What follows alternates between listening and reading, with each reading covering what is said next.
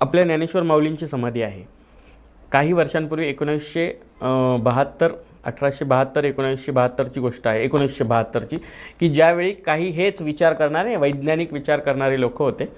त्या वैज्ञानिक विचार करणाऱ्या लोकांना वाटलं की त्यावेळी त्यांनी काही ग्रुप्सनी एकत्र येऊन असं ठरवलं होतं की हे खोटं आहे. हो बरोबर बरोबर. हो, इथे कुठली समाधीच नाही आहे. ते सगळे आली होती लोक बघायला. आणि ती सगळी लोक तिथे बघायला आली होती आणि त्यांनी ठरवलं होतं की आम्ही हे खोलून पाहणार समाधी.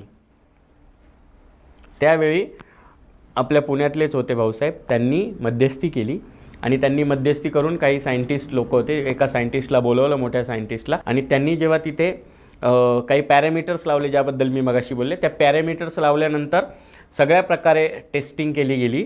सगळ्या प्रकारे टेस्टिंगमध्ये तिथे एक चैतन्य स्वरूपी ऊर्जा असल्याचं सिद्ध झालं. विज्ञानाला काय दाखवायचं आहे त्यापेक्षा हे कशापासून आलं आहे आणि ही ऊर्जा कशामुळे निर्माण होते हे सगळ्यात महत्त्वाचं आहे. तिथे खरोखर चैतन्य स्वरूपी साम्राज्य असलेले ज्ञानेश्वर माऊली आजही साक्षात आहेत.